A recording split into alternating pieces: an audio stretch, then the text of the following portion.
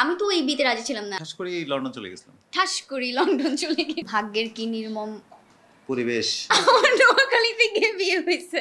বরিশাল, নোয়াখালী, কুমিল্লা, চাঁদপুর এই ডিস্ট্রিক্টগুলোর লোকগুলোকে একটু অ্যাভয়েড করা উচিত। বিয়ের পর আসলে এই ধারণাটা আমার ভুল প্রমাণিত হলো। বিয়ের পরে কোথায় কোথায় গেলেন?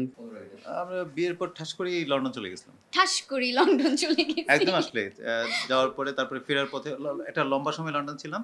ফেরার পথে তারকে এসেছিলাম 3 দিন। 3-4 দিন এইটুকু। আপনাদের দুজনের গ্রামের বাড়ি কি একই জায়গায়? না আমি নোয়াখালী। এইটা সবারই একটা ভুল ধারণা যে আমি নোয়াখালীর, আমি ঢাকার মেয়ে আর ও নোয়াখালীর। ও আগে বলতো যে নোয়াখালী বরিশালের ছেলেদের কাছে আমাকে বিয়ে দিবে না, বা আমার 3 ভাই আছে তাদের কাউকে বিয়ে দিবে না, কিন্তু ভাগ্যের কি নির্মম পরিবেশ। এখন আপনার আম্মা কি বলে?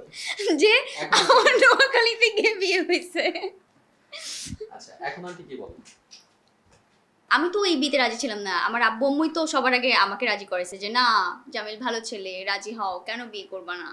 একটা ভুল ধারণা অনেকের মধ্যেই কাজ করে, আমি দেখেছি। বরিশাল, নোয়াখালী, কুমিল্লা, চাঁদপুর শর্ট ফর্মে বলা হচ্ছে বিএনসিসি।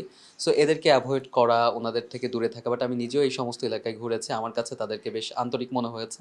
যে অঞ্চল ভিত্তিক যে প্রোপাগান্ডাগুলো থাকে যে ওই এলাকার মানুষ ভালো হয় না, বা এই সমস্ত ব্যাপারগুলো আসলেই কি কোনো যুক্তিযুক্ত কথা হতে পারে? নোয়াখালীর, সো ও তো বলবে না যে না নোয়াখালীর মানুষ ভালো না। কিন্তু আমি যেহেতু নোয়াখালীর ছেলেকে বিয়ে করলাম, আমার কাছে এখন মনে হচ্ছে সব দেশে আসলে ভালো মন্দ দুটাই থাকে। সো নোয়াখালীতে জামিল জন্ম তো সিলেটে, বাট সে পৈতৃক সূত্রে নোয়াখালীর, ভালো মানুষই। একটা মানে বিষয়টা আসলে পার্সন টু পার্সন না, আসলে বিষয়টা হচ্ছে কি অল ওভার আমাদের এখানকার সব জায়গার মানুষই ভালো মন্দ মিক্সড। এটা আসলে আমরা কি জানি না কোত্থেকে এই সূত্রপাতটা যে এই ডিস্ট্রিক্টগুলোর লোকগুলোকে একটু অ্যাভয়েড করা উচিত, ভয় ভয় পাচ্ছে মানুষজন। বিষয়টা কীরকম আসলে না, ভালো মন্দ তো সব জায়গায় আছে, এই মিক্স করে আছে। আমরা আমাদের আসলে বিয়ের পর আসলে এই ধারণাটা আমার ভুল প্রমাণিত হলো। আমাদের খুব শীঘ্রই একটা কাজ আসতে যাচ্ছে, অলরেডি সেটা আরটিভিতে দেখানো হয়েছে। আর জামিল দ্রুত আসবে, বউ মরলে কিস্তি মাফ, খুব তাড়াতাড়ি আসছে, মেবি নেক্সট উইক। সবশেষ আপনার ভক্ত, অনুরাগী, অনুসারী যারা আছেন তাদের উদ্দেশ্যে কি বলবেন? আমি সবসময় যে কথাটা বলি, আমার যারা পছন্দ করেন বা কমেডি দেখেন, আমি সবসময় বলি যে আপনারা এখন তো কন্টেন্টের টাইম অ্যাকচুয়ালি অনেক ইজি।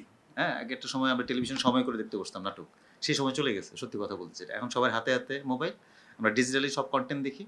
এখন ভালো কন্টেন্ট, খারাপ কন্টেন্ট দেখার দায়িত্ব আপনার। ভালো কন্টেন্টগুলো যদি আমরা বেশি করে দেখি, তাহলে ভালো কন্টেন্ট যারা বানাচ্ছেন তাদের কন্টেন্ট বানানোর প্রতি অ্যাট্রাকশনটা বাড়বে। আর যেটা আমাদের সমাজের জন্য খারাপ, আমি সবসময় বিপের বিরোধী। আমি আমার নাটকে কোনো বিপ দিতে চাই না। আমি সবসময় একটা কথা বলি, বিপ দিতে হবে কেন আমার নাটকে? আমি ওই নাটক দেখবো না।